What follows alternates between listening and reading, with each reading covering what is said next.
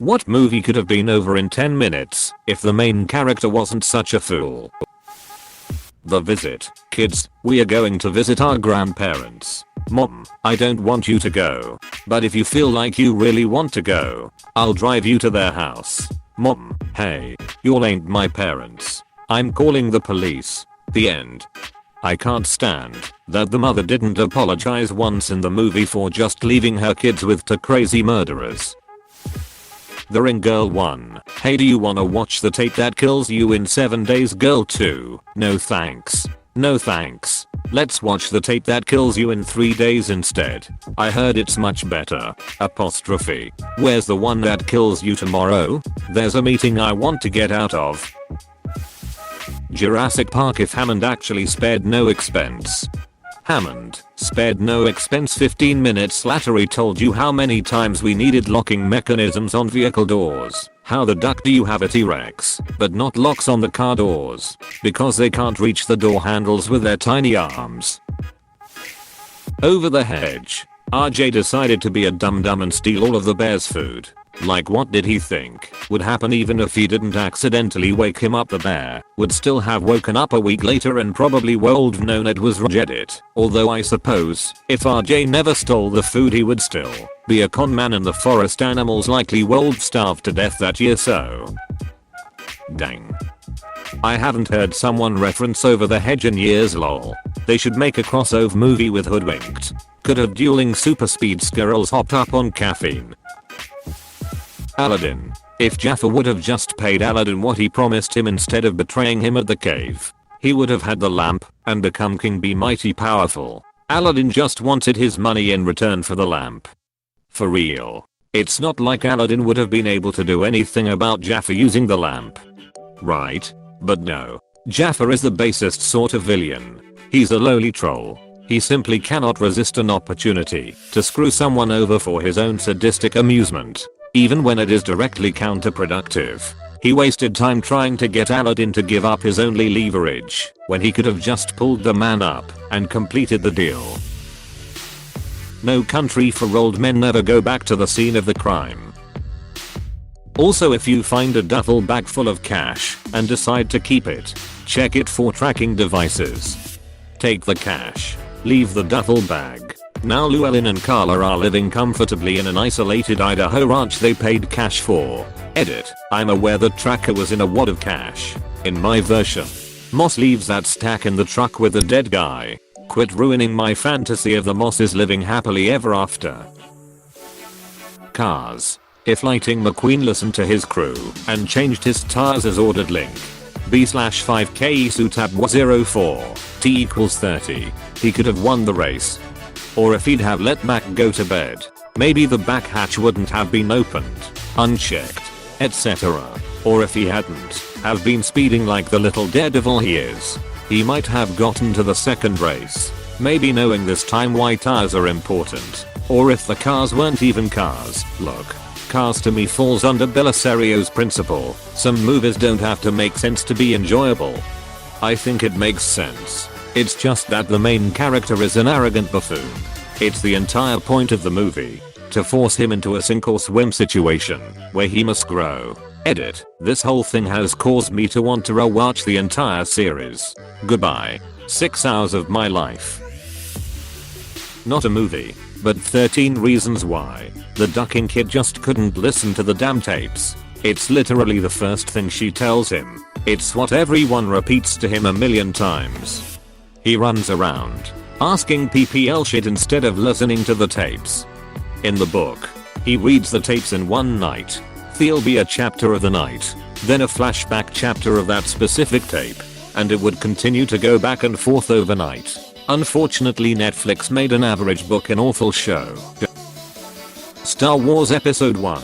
Not exactly 10 minutes, but Padme could have bought Anakin's mom and he would have probably never turned to the dark side.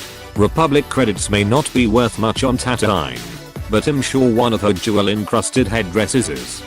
Or if anyone had asked Anakin how he was doing, and if he wanted to talk. But the story of the prequels is essentially the old GD was stupid and kinda deserved it. Apostrophe.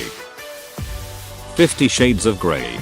Anna, you're an abusive stalker with serious emotional trauma. Seek help. Apostrophe. You're using BDSM as a mask for your trauma and abusive tendencies. That is bad BDSM. Technically that's somewhat how the first story ends.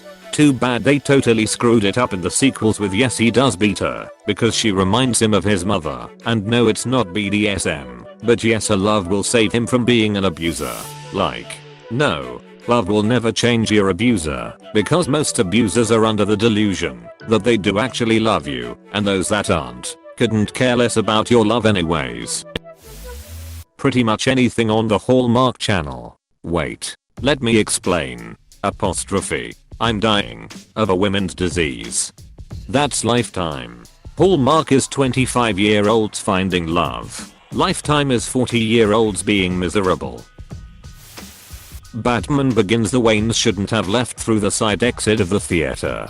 Just call Alfred and wait out front. Just hire a driver to pick you up at the entrance like every other elite rich person. Dad, just book an Uber? Whoa, this is a flashback. Shut up and follow me and mama. Apostrophe.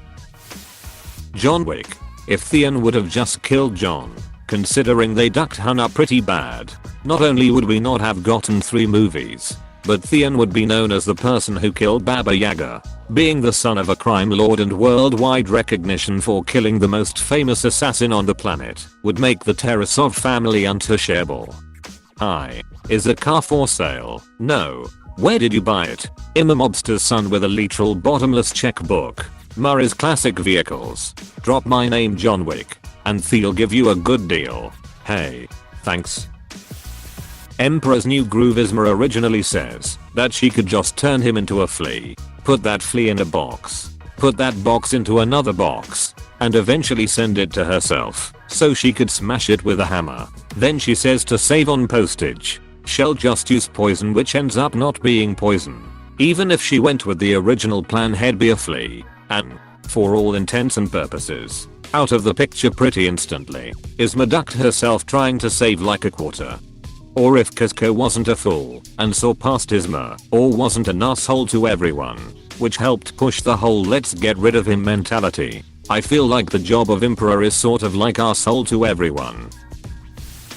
School of Rock. Mrs. Mullins, can I see your ID, Mr. Sheebley? D. Sorry I don't have it, Mrs. Mullins. Sorry, you won't be able to teach the kids unless you have proof you're a teacher / who you are. Credits. Hey man, she's under a lot of stress. You have no idea how angry these parents get. She wasn't always like this, you know. There was a time when she was fun. She was funny, but you can't be funny and be the principal of a prep school. Frozen Anna, why do you shut me out? Elsa, enough. Anna, okay, we are gonna discuss it later in private. Thanks for the awards. Also, Elsa, you can't marry a man you just met. Anna, you're right. Don't get me started on this movie. Elsa's parents. Maybe if we bring her up in an emotionally secure environment it will assist her in controlling her powers. 28 days later. How about we don't let the diseased rage monkey out of the cage? And with 28 weeks later, they really should have kept Don's wife locked up better. Seriously, how the hell is there zero security protocol concerning a known carrier of the virus? He just walks right in. The main antagonist in Suicide Squad is a member of the team, Enchantress, who turned out to be evil and gains power thanks to some magic MacGuffin that the lady running the team uses to control her. Literally the entire plot of Suicide Squad wouldn't have happened if they didn't bother assembling the ducking Suicide Squad. Edit. Wow, this blew up. Thanks for the awards. I never imagined my most upvoted comment would be about this piece of shit movie. Voila, I have an idea. We start a team of supervillains and use them to do our dirty work. Government guy, who would authorize this? No. The end. If Superman turned evil, who would stopped him? Great idea. Let's form a team that definitely cannot stop Superman. Don't swim to the drop off. Nemo. Okay, dad credits. That was the most predictable reaction for a kid his age though. Mullins shouldn't have put him down in front of his new friends and been so rude about his fin. That should have been a private conversation.